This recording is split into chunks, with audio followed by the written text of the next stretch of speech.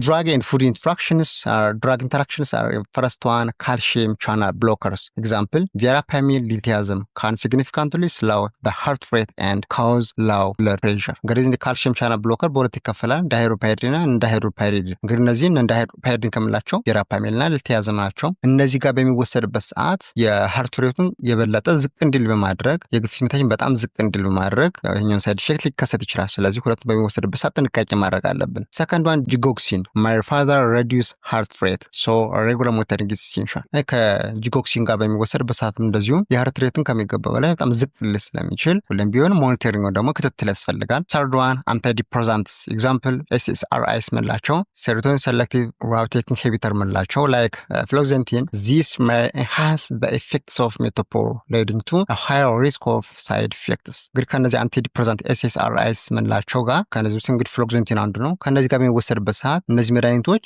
የሜቶፕሮሎል ኢፌክት ከፍ በማድረግ የበለጠ ሳይድ ኢፌክት እንዲከሰት ያደርጋሉ ማለት ነው። ስለዚህ እኛ በሚወሰድበት ሰዓት ጥንቃቄ ያስፈልጋል። አንታይሪትሚክ ድራግስ ኤግዛምፕል አሚዳሮን ካን ኢንክሪዝ ዘ ሪስክ ኦፍ ብራዲካርዲያ ኦር ሃርት ብሎክ። እንግዲህ እነዚህ ደግሞ አንታይሪትሚክ ድራግ የምላቸው አንድ ኤግዛምፕል አሚዳሮን አለ። ከነዚህ ጋር በሚወሰድበት ሰዓት ደግሞ የበለጠ የልብ ምታችን ዝቅ እንዲል በማድረግ እንዲሁም ሃርት ብሎክ እንዲከሰት በማድረግ የበለጠ ሌላ ከፍተኛ ጉዳት ሊያደርስ ይችላል። ስለዚህ ከነዚህ ጋር በሚወሰድበት ሰዓት ከፍተኛ ጥንቃቄ ያስፈልጋል ማለት ነው። other one, food interactions.